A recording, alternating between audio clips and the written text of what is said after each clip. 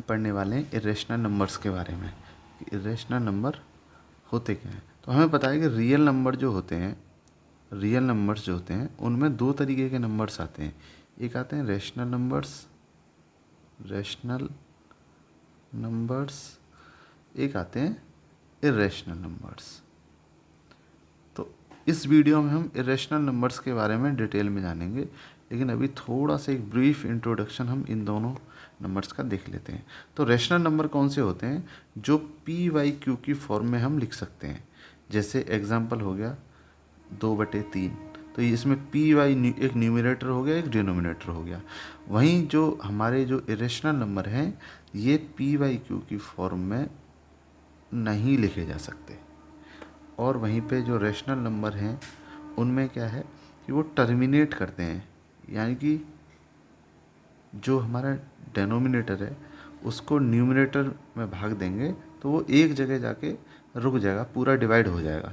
तो जैसे टर्मिनेटिंग का एग्जांपल अगर हम लें तो इसमें जैसे हमारा है 1/2 है, जैसे ये एक रैशनल नंबर है। तो दो इसमें जो है डेनोमिनेटर है, एक न्यूमरेटर है, तो दो का भाग जब हम एक में देंगे तो ये कितना आएगा 0.5। अब यहीं पे आके स्टॉप हो गया, ये आगे नहीं बढ़ रहा, तो ये जो है हमारा टर्मिनेटिंग हो जाएगा। उसी तरीके से होता है नॉन टर्मिनेटिंग, यानी कि जो टर्मिनेट नहीं करता, नॉन टर्मिनेटिंग बट रिपीटिंग, यानी कि एक ही संख्या बार बार रिपीट करती जाती है, तो वो कहलाता है non terminating but repeating. Non terminating but repeating का एग्जांपल अगर हम देखें तो जैसे ये है 5/9, तो जब हम 9 का भाग 5 में देंगे तो कितना आएगा 0.555, ये बार बार रिपीट करता जाएगा।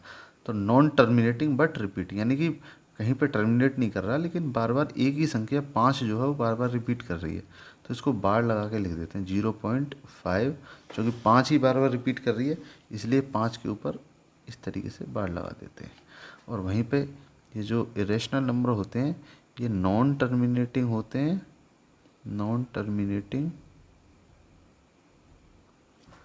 और नॉन रिपीटिंग,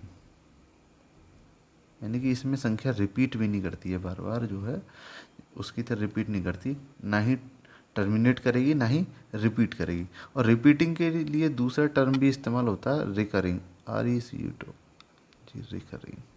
यहाँ पे भी रिकरिंग इस्तेमाल होता है रिपीटिंग की जगह, ठीक है। तो नॉन टर्मिनेटिंग नॉन रिकरिंग बोलेंगे या नॉन टर्मिनेटिंग नॉन रिपीटिंग, ठीक है। अब आगे पढ़ते हैं हम इसके एग्जांपल्स, जो इरेशनल नंबर है इसके बाकी एग्जांपल्स हम पढ़ते हैं। पहले इसकी डेफिनेशन के बाद इसके एग्जांपल डिस्कस करते हैं।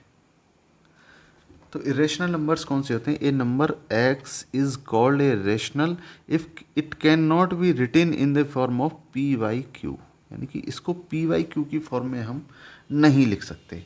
और जहाँ पे क्या है q जो है वो नॉट इक्वल टू 0 है, यानी कि q की जगह हम 0 नहीं लेंगे कभी भी, तो ये p/q की फॉर्म में हम इसे नहीं लिख सकते। और इसकी दूसरी डेफिनेशन अगर हम देखें तो यानी कि जब इसे हम पॉइंट में लिखेंगे या इसका जो एक्सपेंशन करेंगे, तो ये जो डेसिमल एक्सपेंशन जब हम करेंगे तो इसकी जो फॉर्म आएगी वो non terminating and non repeating, repeating के लिए रिकरिंग भी शब्द इस्तेमाल होता है। तो नॉन टर्मिनेटिंग नॉन रिकरिंग या नॉन रिपीटिंग डेसिमल एक्सपेंशन हमें इसका मिलेगा। और जो संख्या हैं जो इस तरीके की हमें जो फॉर्म में मिलेंगी नॉन टर्मिनेटिंग नॉन रिपीटिंग में, वो सभी संख्या हमारी इरेशनल नंबर्स कहलाएंगी। अब हम इसके एग्जांपल्स डिस्कस करते हैं कि एग्जांपल्स कौन कौन से हैं। तो एग्जांपल्स जब हम देखते हैं तो एक टाइप 1 एग्जांपल अगर हम देखें तो किस तरीके के हैं, जिसमें क्या है नॉन टर्मिनेटिंग नॉन रिपीटिंग, यानी कि 0.10, फिर 100, 100, फिर 140 हो गई। इस तरीके से जो है, यानी कि देखो यहाँ पे पहले ये 10 आया, उसके बाद एक 0 और बढ़ गया, यानी कि अब 100 हो गया, अब ये 1000 हो गया, अब ये 10,000 हो गया, यानी कि कोई एक संख्या बार बार रिपीट नहीं कर रही, बार बार एक 0 बढ़ के इसमें आ रहा है। तो इस तरीके की संख्याएं तो नॉन टर्मिनेटिंग, टर्मिनेट भी नहीं हो रहा है कहीं पे, और नॉन रिपीटिंग, कोई संख्या रिपीट भी नहीं हो रही, तो ये हमारे इरेशनल नंबर की फॉर्म रहेगी। अब टाइप 2 क्या है? टाइप 2 जो हैं वो हैं एक ऐसी संख्याएं जो परफेक्ट, जो नॉट ए परफेक्ट स्क्वायर, यानी कि जो परफेक्ट स्क्वायर नहीं है, जैसे कि √2 हो गया, √3 हो गए, √5 हो गए, √7 हो गए। ये सब संख्याएं जो है हमारी, ये इरेशनल नंबर कहलाती हैं। अब हम अगले तरीके का एग्जांपल देखते हैं जो जिनको हम इरेशनल नंबर बोलते हैं।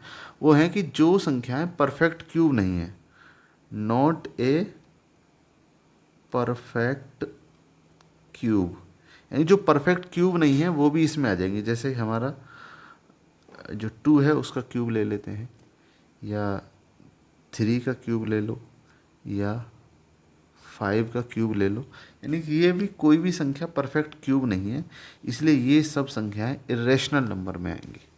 अब इसके बाद एक जो सबसे यूनिक है वो है पाई। तो पाई इज इरेशनल।